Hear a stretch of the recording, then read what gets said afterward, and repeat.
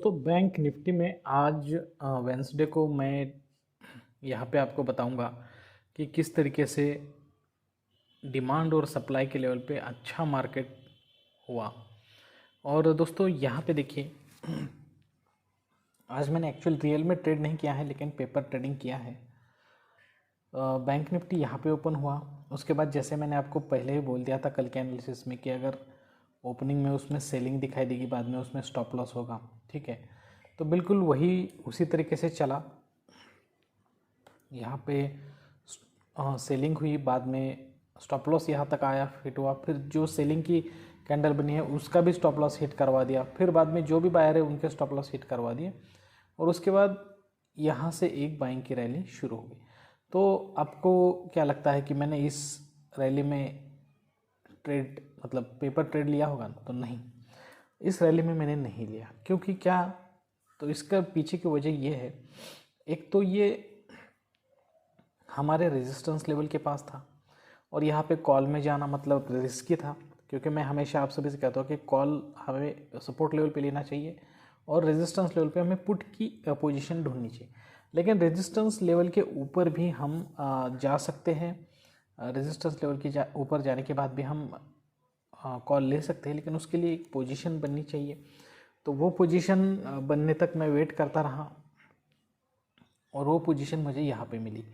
देखिए, मार्केट यहाँ पे गया, फिर यहाँ से नीचे आया, सेलर नीचे नहीं ला सके मार्केट को, फिर यहाँ पे बायर आए, दोबारा सेलर आए, लेकिन सेलर अब इसके नीचे नहीं आ सके। तो यहाँ पे ये जो कैंडल बनी, इसी कैंडल में मैंने एंट्री ले ली और यहाँ तक आते आते 25 पॉइंट मेरे पेपर ट्रेडिंग के 25 पॉइंट कंप्लीट हो गए। और उसके बाद मार्केट गिरा है, लेकिन गिरा है तो फिर भी इसके नीचे नहीं आ सका, मतलब आ गया लेकिन ज़्यादा देर तक सस्टेन नहीं किया, फिर ऊपर गया और वहीं से आपको देखिए कितनी ज़्यादा बाइंग की रैली यहाँ पे दिखाई दी। मतलब रेजिस्टेंस लेवल को उसने अपना सपोर्ट बना लिया। और उसके बाद देखिए यहाँ पे ऊपर आया है, उसके बाद इस तरीके से नीचे आया, फिर यहाँ पे एक लो बनाया, फिर यहाँ पे एक लो बनाया, मतलब लो नीचे बना रहा है, हाई भी लोअर लो बना रहा है, हायर लोअर हाई बना रहा है, उसके बाद यहाँ पे आया। तो इन सब में कहीं पे भी आप एंट्री ले सकते थे, मतलब समझ लीजिए कि यहाँ पर भी आप एंट्री ले सकते थे। कितना आसान है डिमांड और सप्लाई के बेसिस पे ट्रेड करना, देखा आपने। अब आप में से बहुत सारे हमारे दोस्त हैं, ये तो मैं अपने सीरीज़ में तो कंटिन्यू करूँगा ही, कि किस तरीके से हमें पहचानना है कि शॉर्ट टर्म में 1 मिनट में, कि अब यहाँ पे ये सारे ड्राइंग निकाल देता हूँ, कि किस तरीके से हमें पहचानना है कि सप्लाई कहाँ पे ख़त्म हो रहा है, डिमांड कहाँ पे शुरू हो रही है। तो ये आज हम इस वीडियो में डिस्कस करेंगे और साथ ही साथ साइकोलॉजी लेवल पे ये भी देखेंगे कि कल बैंक निफ्टी में क्या हो सकता है, सपोर्ट रेजिस्टेंस निकाल कर भी देखेंगे। ठीक है दोस्तों, तो दोस्तों मैं हूँ श्री सैल और आप सभी का स्वागत करता हूँ आपके अपने YouTube channel trade with attitude में। तो चलिए दोस्तों, अब मैं आपको यहाँ पे समझाता हूँ कि आपको पहले ही कैसे पता चले और किस तरीके से पता चले कि यहाँ पे सप्लाई ख़त्म हो रहा है और डिमांड शुरू हो रहा है। ठीक है, तो उसके लिए यहाँ पे ध्यान से देखिए, ये यहाँ पे शुरू हो गया सप्लाई क्यों शुरू हो गया है यहाँ पे? क्योंकि यहाँ पे लोअर लो है, उसने यहाँ पे लोअर लो बनाया, उसके बाद देखो फिर यहाँ तक आया, यहाँ पर उसने लोअर लो।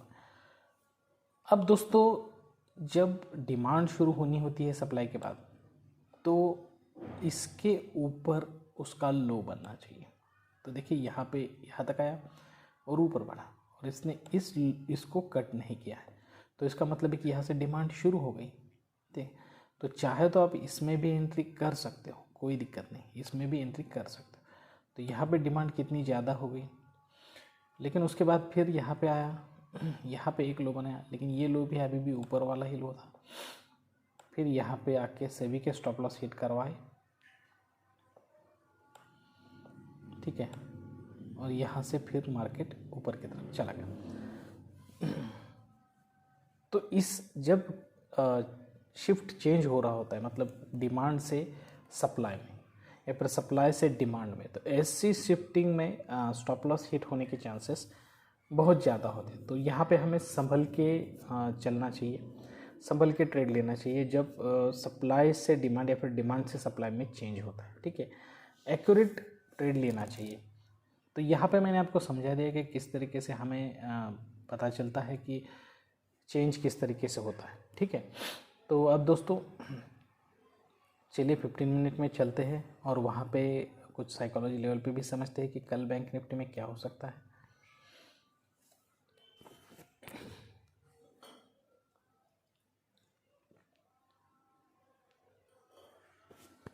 देखिए ये 15 मिनट का चार्ट है बैंक निफ्टी का, और यहाँ पे हम निकालेंगे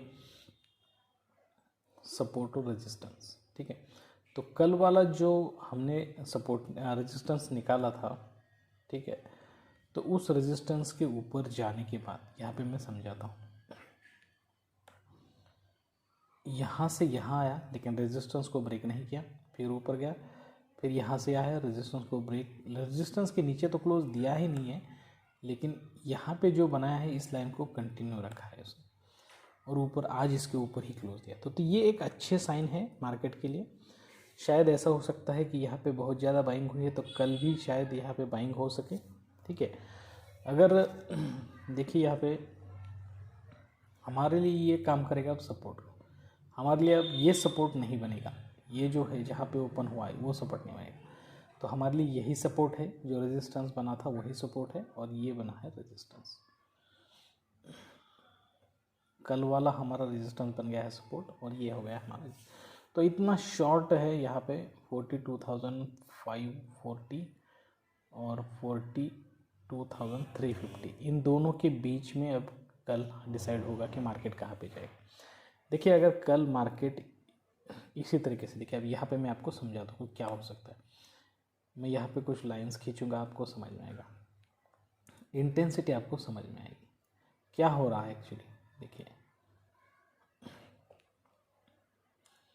ये बायर की लाइन है, सेलर की लाइन है, बायर की लाइन बहुत ज़्यादा है, सेलर की लाइन बहुत ज़्यादा, फिर बायर आए, फिर सेलर आए, और फिर अब यहाँ पे ऊपर इसके ऊपर बायर गए, और फिर यहाँ पे सेलर आए, ठीक है, और बाद में यहाँ पे बायर आए। अगर मार्केट मतलब मार्केट इसके नीचे आना नहीं चाह रहा है, आप देखिए ध्यान से देखिए, इसके ऊपर क्लोज दिया है मार्केट ने, इसके ऊपर, ठीक है, इसके ऊपर। तो अगर मार्केट कल ओपन होता है और इसके ऊपर चला जाता है और हमारा जो 40 रेजिस्टेंस है 42,540 का, उसको ब्रेक ना करते हुए ऊपर चला जाता है, तो आपको बाइंग की रैली देखने को मिल सकती है, ठीक है। लेकिन अगर ऐसा नहीं होता है और अगर मार्केट यहाँ से नीचे आता है, इस लेवल को ब्रेक करता है और इसी लेवल को रेजिस्टेंस बना के नीचे आता है, तो हमें सप्लाई होता हुआ दिखाई देगा, मतलब मार्केट में सेलिंग होती हुई दिखाई दे सकती है। बस ये यहाँ पे मैंने आपको समझाया कि किस तरीके से। अब साइकोलॉजी लेवल पे आपको बताऊँ तो बहुत ज़्यादा बाइंग हुई है, तो जाहिर सी बात है कि कल मार्केट शायद यहाँ पे आपको पहले सेलिंग दे, बिल्कुल आज ही की तरह, और अगर उसे ऊपर जाना है तो यहाँ पे आए फिर नीचे आए। ये साइकोलॉजी लेवल का पहला पार्ट। अगर नीचे आता है, इसके ऊपर चला जाता है और इस लेवल के नीचे नहीं आ पाता, तो यहाँ पे फिर एक बार बाइंग दिखाई दे सकती है। लेकिन ऐसा नहीं होता है, ऊपर जा रहा है, नीचे वो ज़्यादा ऊपर नहीं जा सका, तो यहाँ पे हमें सेलिंग देखने को मिल सकती है। ये अगर पहले सेलिंग देखने को मिलती है तो। लेकिन अगर ऐसा नहीं होता है, मार्केट कहीं पे भी ओपन हो, यहाँ पे हो, गैप डाउन हो, गैप अप हो, ये 1 मिनट में बता रहा हूँ, 1 मिनट की कैंडलस्टिक में आपको ये चार्ट्स देखने हैं। देखिए पहले बाइंग दिखाई दिया, अगर नीचे नहीं आया है तो यहाँ से आपको ऊपर वाली बाइंग देखने को मिल सकती है। लेकिन अगर इस तरीके से 1 मिनट में ऊपर गया, फिर यहाँ पे आया, स्टॉप लॉस हिट किया, अगर उसे ऊपर जाना है थोड़ा ऊपर जाएगा, नीचे फिर इस तरीके से ऊपर जाएगा। लेकिन अगर पहले बाइंग देता है और अगर यहाँ से नीचे चला जाता है और उस लेवल को ब्रेक नहीं कर पाता, ठीक है, यहाँ तक जाता है और यहाँ से नीचे आता है, तो सप्लाई देखने को मिल सकता है। तो इसी तरीके से कुछ ना कुछ यहाँ पे अगर आता है, स्टॉप लॉस हिट करता है, ऊपर नहीं जा रहा है, फिर यहाँ पे आएगा और इस तरीके से सेलिंग भी देखने को मिल सकती है। तो ये साइकोलॉजिकल लेवल मैंने आपको बताया, सपोर्ट रेजिस्टेंस बताया, बिल्कुल इनमें से कुछ भी सिचुएशन हो सकती है। देखिए अब यहाँ पे थोड़ा कन्फ्यूजन आपको ऐसा लगता है कि कौन सा सिचुएशन ध्यान में रखो, तो अभी अगर आप इस वीडियो पे नए हो तो पहले आपको थोड़ा कन्फ्यूजन लगेगा, लेकिन अगर हर रोज़ आप इस तरीके से कैंडल देखने लगोगे तो आप अपने आप ही कैंडल देख के ही समझ जाओगे। जैसे कि मैं अब यहाँ पे 1 मिनट में समझाता हूँ, थोड़ा समझाता हूँ आपको। क्या देखिए, अब आपको यहाँ पे समझ तो आएगा ना कि देखो ओवरऑल यहाँ पर मार्केट आया, ठीक है, फिर यहाँ पे गया और यहाँ से नीचे नहीं आ सका, तो इसका मतलब क्या है, जैसे ही इसने इस पुल बैक को ब्रेक किया है तो आपको यहाँ पे बाइंग ही दिखने को मिलेगी। तो ये इस तरीके से अंडरस्टैंडिंग समझ में आती है हमें, और इस तरीके से हम ट्रेड भी ले सकते हैं। तो आज के लिए बस इतना ही दोस्तों। यहाँ पे अगर आपको प्रॉफिट बुकिंग के बारे में कोई दिक्कत हो रही है कि आप मार्केट में जा रहे हो, ट्रेड ले रहे हो, लेकिन प्रॉफिट बुक नहीं कर पा रहे हो, जितना आपको प्रॉफिट चाहिए वो दिखता भी है लेकिन आप वो बुक करने से पहले ही मार्केट गिर जाता है, या फिर आप प्रॉफिट कम और लॉस ज़्यादा बना रहे हो, ऐसा क्यों हो रहा है आपके साथ, ये सब प्रॉब्लम साइकोलॉजिकल लेवल पे होते हैं। और इन प्रॉब्लम के सॉल्यूशन के लिए मैंने एक अच्छा वीडियो बनाया है जो आज इसके आउटरो में रखूँगा। आप वो वीडियो बिल्कुल भी स्किप ना करते हुए देखिए, आपको उसका ज़रूर फ़ायदा होगा, और मैं आशा करता हूँ कि आप वो वीडियो बिल्कुल पूरा देखोगे। तो आज के लिए बस इतना ही दोस्तों। इसी तरीके के अच्छे और इन्फॉर्मेटिव वीडियो के साथ आप सभी से जल्दी मुलाकात होगी। तब तक के लिए दीजिए इजाज़त। Thank you very much.